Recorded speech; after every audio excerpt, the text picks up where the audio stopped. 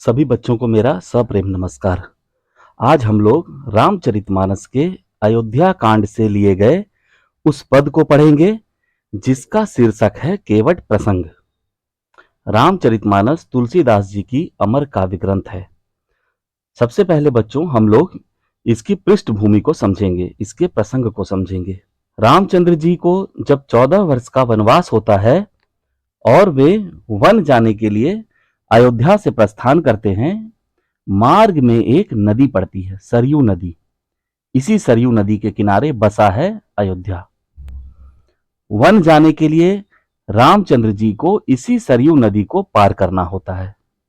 नदी के तट पर रामचंद्र जी की भेंट एक केवट से होती है जो उनके अनन्य भक्त होते हैं। राम और केवट के मध्य कुछ बातचीत होती है। केवट के बातचीत से उनकी राम के प्रति श्रद्धा, उनका भक्ति भाव, केवट के बातचीत से उनकी राम के प्रति श्रद्धा, उनका भक्ति भाव का पता चलता है। इसी प्रसंग में यह पद लिखा गया है।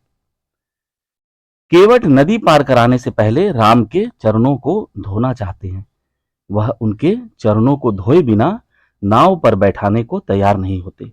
वे राम से इसकी आज्ञा चाहते हैं। इसके लिए केवट जो तर्क देते हैं वह बेहद हृदयस्पर्शी है, बेहद भावपूर्ण है। इस काव्य में हम केवट के उसी भक्ति भाव, श्रद्धा भाव, उनके समर्पण के भाव को समझेंगे। यह काव्य केवल नदी पार कराने की कथा नहीं है, बल्कि गहन भक्ति, विनम्रता, सेवा भाव और ईश्वर प्रेम में पूर्ण समर्पण का प्रतीक है यह काव्य। केवट का भाव यह है कि भगवान की सेवा में तन, मन और धन का त्याग करके जो कुछ भी है वह समर्पित कर देना ही सच्ची भक्ति है। चरण धोने का यह प्रसंग सेवक भाव का उत्कृष्ट उदाहरण प्रस्तुत करता है। अब आइए इस काव्य को पढ़ते हैं। जासु वियोग विकल पशु ऐसे, प्रजा मातु पितु जिहहि कैसे। बरबस राम सुमंत्र पठाए, सुरसरी तीर आप तब आए। आइए सबसे पहले इन पंक्तियों में दिए गए कठिन शब्दों के अर्थ को जान लेते हैं। जासु का अर्थ है जिसके या जिनके। यहाँ रामचंद्र जी के बारे में कहा जा रहा है। वियोग का अर्थ है वियोग, वियोग में या बिछड़कर, दूर होकर। विकल का अर्थ हुआ व्याकुल। पशु कहा गया है पशु को। मातु पितु का अर्थ हुआ माता पिता। जियहि का अर्थ है जिएंगे, जियहि कैसे अर्थात जिएंगे कैसे। बरबस अर्थात जबरदस्ती, जबरन। सुमंत्र, सुमंत्र को कहा गया है जो राजा दशरथ के सबसे प्रमुख 8 मंत्रियों में से एक थे। वह राम, सीता और लक्ष्मण को वनवास के लिए जाते समय रथ में बैठाकर गंगा नदी के तट तक छोड़ने भी गए थे। अतः वन गमन के दौरान वे उनके सारथी थे। पठाए का अर्थ है भेज दिए गए या लौटा दिए। सुरसरी, सुरसरी का अर्थ है नदी। सुर का अर्थ है देवता और सरी का अर्थ है नदी। सुरसरी का अर्थ हुआ देवताओं की नदी।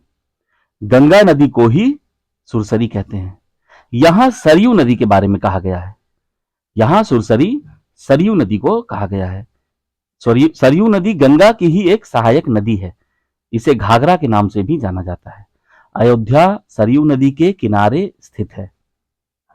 उत्तर प्रदेश में यह सरयू या घाघरा के नाम से बहती है और बिहार में यह गंगा नदी में मिल जाती है। तीर का अर्थ होता है नदी का तट या नदी का किनारा। आपू का अर्थ हुआ आप अर्थात स्वयं। अब आइए इस पद के अर्थ को समझ लेते हैं। जासु वियोग विकल पशु ऐसे, जिनके वियोग में, जिस रामचंद्र जी के वियोग में, जिनसे दूर रहकर पशु पक्षी भी इस तरह से व्याकुल है। प्रजा मातु पितु जिहहि कैसे। तुलसीदास जी कह रहे हैं कि उस राम के वियोग में, उस राम से बिछड़कर, उनसे दूर होकर उनकी प्रजा, उनके माता पिता कैसे जिएंगे, कैसे जीवित रह सकेंगे। यहां तुलसीदास जी ने यह बताया है कि जब राम वनवास के लिए अयोध्या से निकल पड़ते हैं, तब राम के वियोग में वहां के पशु पक्षी, अयोध्या के जो पशु पक्षी होते हैं, वे भी व्याकुल हो जाते हैं। उनके वियोग को वे सह नहीं पाते हैं और ऐसे श्री राम से बिछड़कर, ऐसे श्री राम से दूर रहकर उनके माता पिता आदि स्वजन जो हैं और उनकी प्रजा भला कैसे जीवित रह सकेंगे। बरबस राम सुमंत्रु पठाए, सुरसरी तीर आप तब आए। बरबस राम सुमंत्रु पठाए, राम ने जबरदस्ती, जबरन किसी तरह से समझा बुझाकर सुमंत्र जी को अयोध्या लौटा दिया। यहां यह जान लेना है कि सुमंत्र जो राजा दशरथ के एक प्रमुख मंत्री और प्रमुख सलाहकार थे, उन्हें दशरथ ने राम, सीता और लक्ष्मण के वनगमन के समय यह सिखाकर, समझाकर गंगा नदी के तट तक छोड़ने के लिए भेजा था कि किसी भी तरह से राम को समझा बुझाकर अयोध्या वापस ले आए। परंतु राम अपने वचन को पूरा करने के प्रति दृढ़ संकल्पित थे। उन्होंने सुमंत्र को ही समझा बुझाकर लौटा दिया। यहां वही कहा गया है, बरबस राम सुमंत्र पठाए। राम ने सुमंत्र को ही समझा बुझाकर किसी तरह से अयोध्या लौटा दिया। यहां यह भी ध्यान रखना है कि वन गमन के समय सुमंत्र राम के सारथी भी थे। राम के रथ को सुमंत्र ही चला रहे थे। सुरसरी तीर आप तब आए। सुमंत्र को लौटाने के बाद राम स्वयं नदी के तट पर आए। वन जाने के लिए जिस सरयू नदी को पार करना था, राम उस सरयू नदी के तट पर आए। सुरसरी तीर आप तब आए। तीर का अर्थ होता है नदी का तट या नदी का किनारा। यदि आपको इस वीडियो में कोई बात न समझ में आई हो तो आप कमेंट करके पूछ सकते हैं। अब आगे की पंक्तियों को हम अगले वीडियो में पढ़ेंगे। धन्यवाद।